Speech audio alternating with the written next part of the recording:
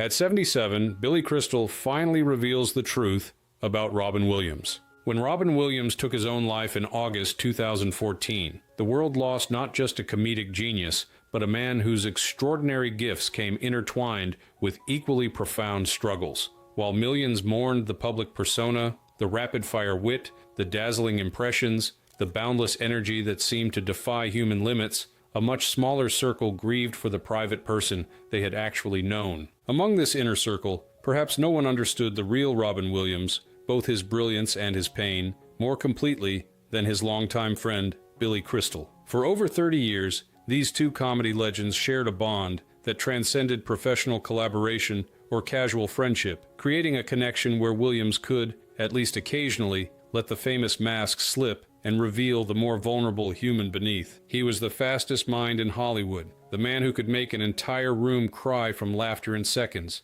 But when the lights went off, something darker always lingered. Crystal revealed, in a recent reflection on their decades-long friendship, what people saw on stage or screen was just one dimension of Robin. I was fortunate enough, and sometimes heartbroken enough, to know the rest. Now, at 77, Crystal has finally opened up about the truth of Robin Williams, not to diminish his friend's extraordinary legacy, but to deepen our understanding of the complex, sensitive soul whose struggles were as profound as his talents were brilliant. Robin wasn't just a comedic genius, Crystal explained, his voice still carrying the weight of his loss years later. He was a man fighting battles most of us can't imagine, with a mind that never gave him peace. And yet, from that same restless mind came some of the most beautiful moments of connection and laughter any of us will ever experience. What Crystal has shared isn't the sensationalized tell-all that often emerges after a celebrity's death,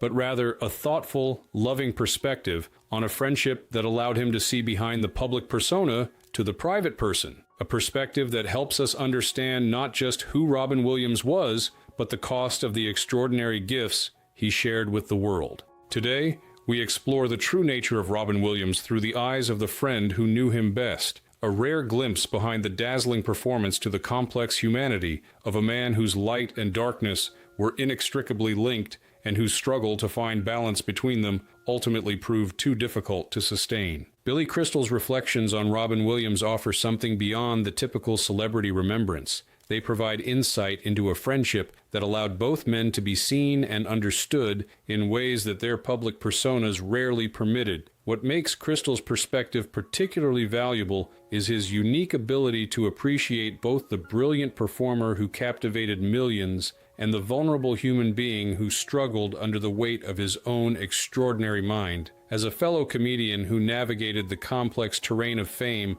while maintaining an unusually grounded personal life, Crystal could recognize in Williams both the magnificent gifts and the terrible burdens that came with possessing a mind that operated at such extraordinary speed and sensitivity. Through Crystal's eyes, we see not just the Robin Williams the world thought it knew, but the man behind the performance, a more complete truth that honors both the light he brought to others and the darkness he battled within himself.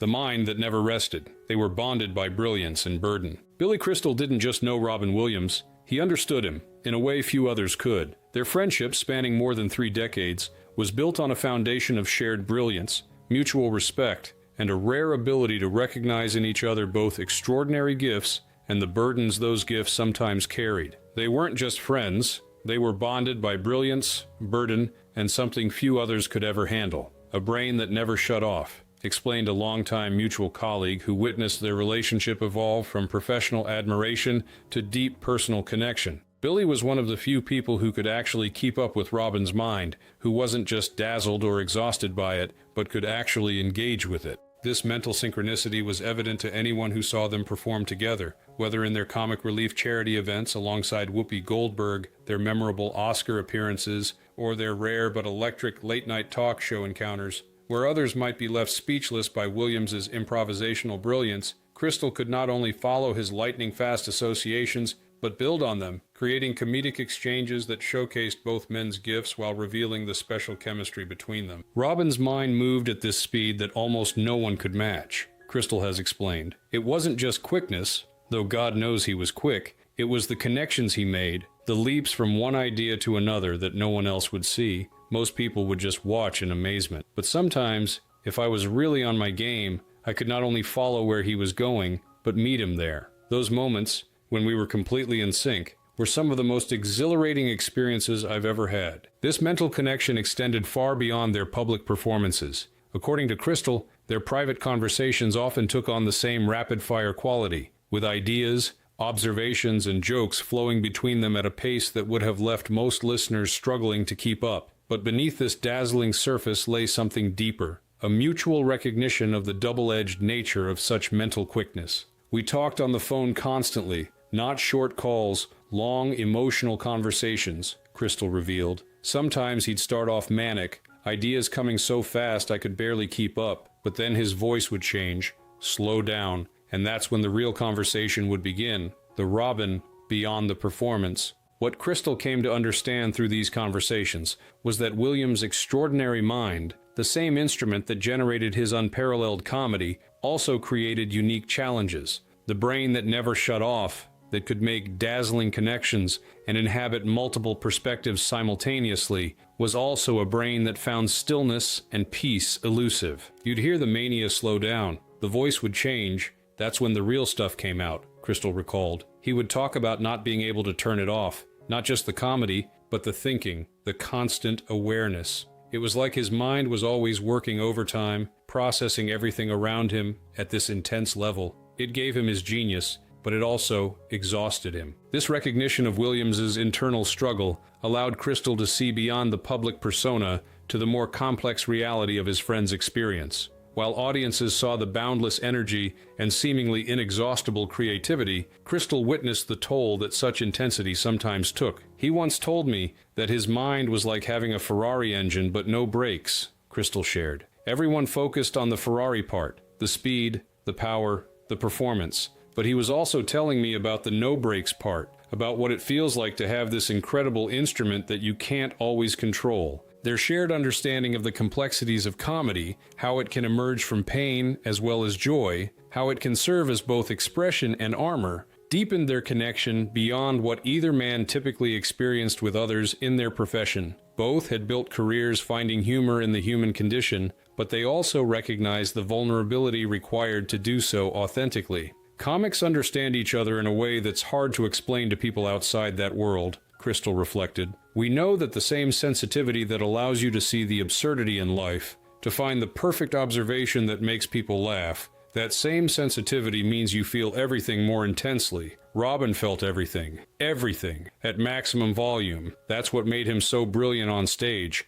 and so vulnerable off it. This shared understanding created a space where Williams could occasionally set aside the constant performance that characterized many of his other relationships. With Crystal, he didn't always need to be on, didn't need to maintain the comedic brilliance that others expected from him. He could simply be himself, complex, contradictory, sometimes struggling, but always authentic. The greatest gift you can give someone like Robin was permission not to perform, Crystal explained. Most people, when they were around him, wanted the Robin Williams show. They'd be disappointed if they didn't get the manic energy, the voices, the improvisations. But what Robin sometimes needed most was space to just be a regular person, to not have to be brilliant for a while. Crystal provided this space, creating a friendship where Williams could experience the rare relief of being known and accepted for his full self, not just his public persona or his extraordinary talents. This acceptance allowed for a vulnerability and honesty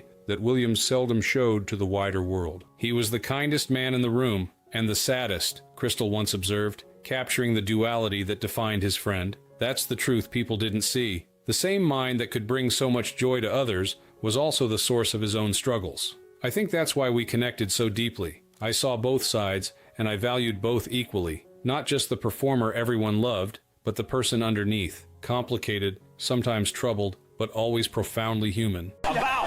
Yeah, Vanna White. Yeah. I'd like to buy a big bowel.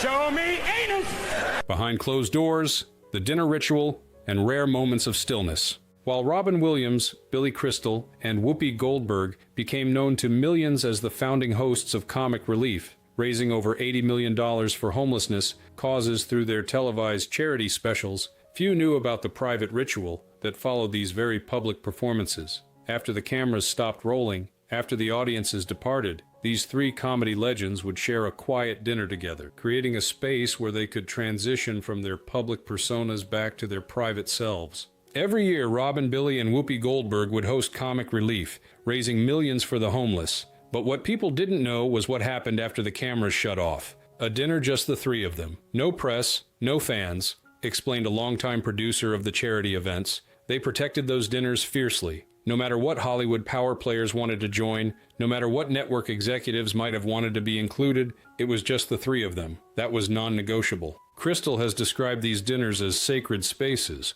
rare moments when Williams could decompress from the extraordinary energy he had expended on stage and simply exist among friends who understood both the exhilaration and the cost of such performances. Those dinners were filled with joy, and also moments when Robin would suddenly go quiet, Crystal revealed. He'd just stare at the table, then look up and crack a joke. But for that pause, we saw him, really saw him. These moments of stillness, brief interludes when the famous Robin Williams energy would temporarily subside, allowed Crystal glimpses of his friend's interior life that few others ever witnessed. According to Crystal, these quieter moments weren't signs of depression or unhappiness, but rather windows into Williams's natural reflectiveness when he wasn't maintaining his public persona. People assume Robin was always on, always performing, always manic, Crystal explained. But that's not true. When he felt safe, when he was with people he completely trusted, he could be quiet, thoughtful, even philosophical.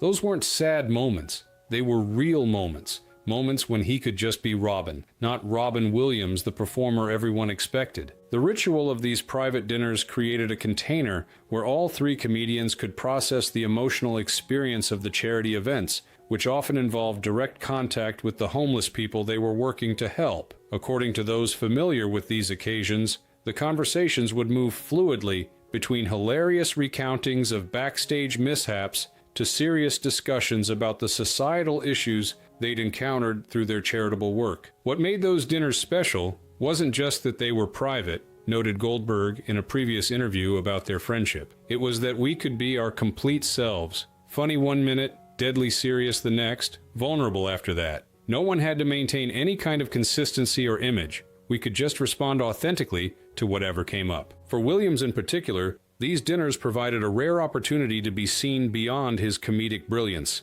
to be valued for his compassion, his intellect, and his genuine concern for others. Crystal has noted that some of Williams' most insightful observations about politics, human psychology, and social issues emerged during these post-show conversations. Robin was incredibly well-read, deeply thoughtful about world events, about history, about philosophy, Crystal recalled, but he rarely showed that side of himself publicly because he knew what people wanted and expected from him was comedy. In those private dinners, you'd hear him make observations that were so profound, so insightful, that you'd realize his mind wasn't just quick, it was deep. The depth of Williams' thinking often revealed itself in the questions he would ask during these intimate gatherings, questions that suggested his famous empathy extended far beyond what most people recognized. According to Crystal, Williams was haunted by the suffering he witnessed through their charitable work, carrying those experiences with him long after the events concluded. After one Comic Relief, we visited a homeless shelter in Chicago, Crystal remembered. Robin met this young woman, couldn't have been more than 20, with her little boy. They'd been living in their car until recently. He spent maybe 15 minutes talking with her, really listening to her story. At dinner that night, hours later, he suddenly asked, "Do you think she's going to be okay?" He hadn't forgotten her for a moment. That was Robin, carrying other people's pain alongside his own. This capacity for empathy and connection, so evident in these private settings, informed Williams' approach to both his charitable work and his performances. Crystal has suggested that Williams' ability to inhabit different characters with such conviction came from this same deep sensitivity to others' experiences. He'd just stare at the table, then look up and crack a joke. But for that pause, we saw him, really saw him, Crystal repeated, emphasizing the significance of these quieter moments. I think those pauses were when he was processing everything, all he'd seen, all he'd felt, all he'd absorbed from the world around him. Then the joke would come, almost like a release valve for when it all became too much to hold. These dinner rituals continued throughout the years of comic relief and beyond, creating a continuity in their friendship that transcended their professional collaborations. Even as their careers took different paths, with Williams focusing increasingly on dramatic roles, while Crystal continued to balance comedy with directing and hosting, these private connections remained a constant. Those dinners evolved as we did, Crystal noted. In the early years, they were more raucous, more about celebrating what we'd just accomplished. As time went on, they became deeper, more reflective. Robin's questions got more philosophical. What makes people happy? Why is connection so hard? What creates meaning in life? These weren't casual conversations. They were explorations of the things that mattered most to him. Through these private rituals, Crystal gained insight into aspects of Williams' character that remained largely hidden from public view. His thoughtfulness, his vulnerability, and his struggle to reconcile his public image with his private experience. This deeper understanding would prove invaluable as Williams faced increasing personal challenges in his later years, allowing Crystal to recognize signs of his friend's distress that others might have missed. The gift of those dinners, those quiet moments together, was that they established a baseline, Crystal explained. I knew what Robin was like when he was truly himself. So later, when things began to change, when something was off, I could recognize it. Not because I was especially insightful, but because I had seen him in those rare moments of authenticity when he didn't need to perform for anyone. Yes. Yes? No, we were never in the shower together. No, the boy and I were in the shower. Yeah, he was soaping him up And hosing him off. and I was just watching. The protective performance, the mask he wore for others. As Billy Crystal came to know Robin Williams more deeply over their decades of friendship, he developed a unique understanding of the complex relationship between Williams's public performances and his private struggles. What appeared to most observers as natural exuberance and limitless creativity, Crystal recognized as something more nuanced, a brilliant but ultimately protective response to deeper emotional currents. Billy Crystal described Robin's humor as a mask, a brilliant, shimmering distraction from a constant inner war, explained a mutual friend who witnessed their relationship evolve over many years. It wasn't fake. The brilliance was absolutely genuine, but it was also functional. It kept people at a certain distance, focused on the performance rather than the performer. According to Crystal, Williams' extraordinary comedic abilities served multiple purposes beyond simply entertaining others. They allowed him to channel his mental energy productively, to connect with people without revealing too much vulnerability, and perhaps most importantly, to temporarily redirect his own focus from internal struggles to external engagement. He could make anyone feel better, but never quite himself, Crystal observed with the insight of someone who had witnessed both the public brilliance and the private pain. That was the paradox of Robin. His greatest gift, this ability to lift others, came from something he couldn't quite do for himself. This understanding of Williams's humor as both genuine expression and protective mechanism gave Crystal a perspective on his friend that few others shared. While audiences and even casual acquaintances experienced Williams' comedy as pure, spontaneous joy, Crystal recognized the more complex emotional landscape from which it emerged. When you watched Robin perform, you were seeing something authentic, but not complete, Crystal explained. The humor, the quickness, the characters, all of that was truly him, but it was also a curated version of him. The parts he felt comfortable sharing, channeled into forms that brought joy rather than concern. The full Robin, with all his questions, his sensitivities, his struggles, that person was much more carefully guarded. This guardedness wasn't about deception, but survival, according to Crystal. Williams's mind operated at such extraordinary speed and with such intense sensitivity that some form of filtering or channeling was necessary for him to function in ordinary social contexts. Comedy provided the perfect vehicle, a socially acceptable way to process his unique perceptions of the world that also created connection rather than isolation. His brain was always making these connections, seeing these patterns and absurdities that most people missed, Crystal noted. If he had just spoken all those observations directly, people would have been overwhelmed, maybe even disturbed. But when he shaped them into comedy, those same perceptions became gifts. He found a way to use what could have been isolating as a tool for connection instead. As their friendship deepened, Crystal became one of the few people with whom Williams could occasionally set aside this protective performance. In their private conversations, Particularly during late-night phone calls that both men came to treasure, Williams could express thoughts and feelings that didn't fit within the parameters of his public persona. Robin would call late at night, no agenda, just to hear a voice that didn't want anything from him, Crystal revealed. Those calls could start anywhere, with a joke, with a question about something in the news, with a movie he'd just watched, but they would often end up somewhere very different, somewhere more vulnerable. These conversations gave Crystal insight into the emotional complexity behind Williams's famous performances, the sensitivity, the existential questioning, and sometimes the pain that his public brilliance both expressed and concealed. What emerged was a picture of a man whose mind was both his greatest gift and his most challenging burden. The protective nature of Williams's comedic persona became increasingly apparent to Crystal in the years following Williams's diagnosis with Parkinson's disease in 2014, later revealed to have been a misdiagnosis of what was actually Lewy body dementia. As Williams's symptoms progressed, affecting both his cognitive function and his emotional regulation, the mask became harder to maintain, a reality that Crystal believes caused his friend profound distress. He was forgetting things, losing timing. He knew. I think that scared him more than anything, Crystal observed. For someone whose entire identity and connection to the world had been built around that mental quickness, those lightning-fast associations, to feel that slipping away was devastating. Crystal noticed changes in his friend that others might have missed precisely because he had seen beneath the performance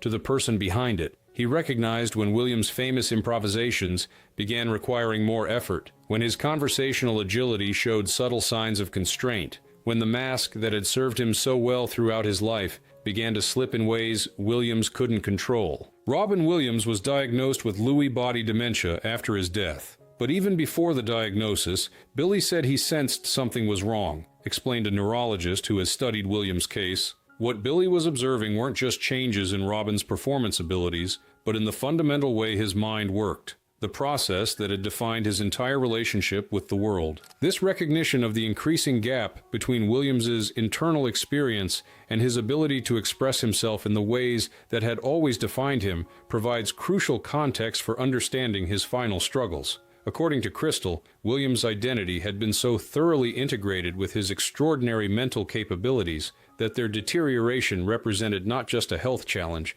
but an existential one. The mask wasn't just his way of entertaining people, it was his way of being in the world, his way of processing his experience and connecting with others, Crystal reflected. When that began to fail him, I think he felt increasingly isolated, increasingly unable to be the person he had always been, both for himself and for others. This perspective offers a more nuanced understanding of Williams's struggles than simplistic narratives about depression or addiction. While those factors were real aspects of his experience, Crystal's insights suggest a more fundamental issue, the progressive loss of the mental faculties that had not only defined Williams's career, but shaped his entire way of being in the world and relating to others. He could make anyone feel better, but never quite himself. This observation captures the poignant contradiction at the heart of Williams' life, that the same brilliant mind that brought so much joy to millions also created challenges that he himself couldn't always overcome, that the gifts he shared so generously with the world sometimes came at a significant personal cost. That I look back and makes me laugh and smile. We had phone calls, Bill, that went on for hours sometimes that were just absolutely hilarious. The final connection, their last conversations, and lasting legacy. In the months before Robin Williams' death in August 2014, Billy Crystal noticed subtle but significant changes in their communication patterns. Their regular phone conversations, long a cornerstone of their friendship, began to shift in ways that concerned him, though the full meaning of these changes would only become clear in retrospect. Billy never revealed everything about their final phone call, but in an interview he said this: "There was a heaviness, like he wanted to say goodbye, but couldn't find the words. I felt it. I just didn't know that was the last time I'd hear his voice," recalled a mutual friend familiar with their final interactions. That haunted Billy afterward, the sense that something was ending, but not being able to identify exactly what or how to respond. According to those close to both men, their final conversations contained moments of their characteristic humor and warmth, but also new undercurrents of struggle that Williams seemed unable to fully articulate. Crystal has described sensing his friend's increasing difficulty finding the words he wanted. a particularly cruel challenge for someone whose verbal brilliance had always been his defining characteristic. Their last few phone calls had these pauses that hadn't been there before, explained the friend. Robin, who had always been able to fill any silence with something brilliant, would sometimes go quiet. Mid-thought, Billy said he could almost hear him searching for connections that had always come so naturally before. What Crystal couldn't have known then, what no one knew, was that these changes reflected the progression of Lewy body dementia, a neurodegenerative disorder that was only diagnosed during Williams's autopsy. The disease, which can cause cognitive fluctuations, visual hallucinations, and movement problems similar to Parkinson's disease, which Williams had been incorrectly diagnosed with in life, was silently affecting the very mental processes that had defined Williams' genius. He was forgetting things, losing timing. He knew. I think that scared him more than anything, Crystal observed. This fear of losing the mental quickness and verbal agility that had been central not just to Williams's career but to his very identity represents a crucial piece of understanding his final struggles. For Williams, whose extraordinary mind had been both his greatest gift and sometimes his greatest challenge, the experience of that mind beginning to fail him would have been particularly devastating. Crystal's insight suggests that Williams was aware of these changes and deeply frightened by their implications, even if he didn't fully understand their cause. Their final phone conversation, which Crystal has described but never fully detailed out of respect for his friend's privacy, appears to have contained elements of this awareness, a heaviness, a struggle for words, and perhaps an unstated recognition that something fundamental was slipping away. There was a heaviness, like he wanted to say goodbye, but couldn't find the words. I felt it. I just didn't know that was the last time I'd hear his voice, Crystal remembered. The ambiguity of this final exchange, neither a clear goodbye nor a normal conversation, left Crystal with questions that could never be fully answered after William's death. In the years since losing his friend, Crystal has worked to preserve William's legacy, while also helping the public understand the complex reality of the man behind the famous performances. His reflections have consistently emphasized not just William's extraordinary talents, but his humanity, his kindness, his vulnerability, and his constant efforts to bring joy to others, even while struggling himself. The truth Billy Crystal finally told the world is this: Robin wasn't just funny, he was fragile, he was brilliant, but burdened. He made the world better because he couldn't make himself feel that way, summarized a longtime observer of their friendship. That's not diminishing Robin's legacy, it's completing it, helping us understand the full humanity behind the performances we all treasured. This more complete understanding of Williams acknowledges both his unparalleled gifts and the cost of those gifts. The reality that the same extraordinary mind that generated such brilliant comedy also created unique challenges that eventually became unbearable. Crystal's perspective offers not just insight into Williams specifically, but a broader recognition of the complex relationship between creativity, sensitivity, and suffering. Billy lost a friend. The world lost a light. But behind the laughter, the jokes, and the genius, there was a man just trying to stay afloat, observed the friend, and Billy Crystal never stopped seeing him. This final truth, that Crystal saw and valued Williams not just for his famous brilliance, but for his complete humanity, represents perhaps the greatest gift one friend could offer another. In a world that often wanted only Williams' performance, Crystal provided the rarer gift of being seen and accepted for his full self, including the parts that didn't fit the public persona. Now, in sharing his perspectives on their friendship, Crystal extends a version of that same gift to Williams's legacy, allowing us to see beyond the one-dimensional comic genius to the more complex, more human, and ultimately more relatable person behind the famous performances. This fuller understanding doesn't diminish our appreciation for Williams's extraordinary talents, but rather deepens it by recognizing the very human context from which those talents emerged. Robin wasn't just funny, he was fragile, he was brilliant, but burdened. He made the world better because he couldn't make himself feel that way. In these simple but profound words, Crystal captures the essential truth about his friend, a truth that honors both Williams' gifts and his struggles, his light and his darkness, his extraordinary uniqueness, and his fundamental humanity.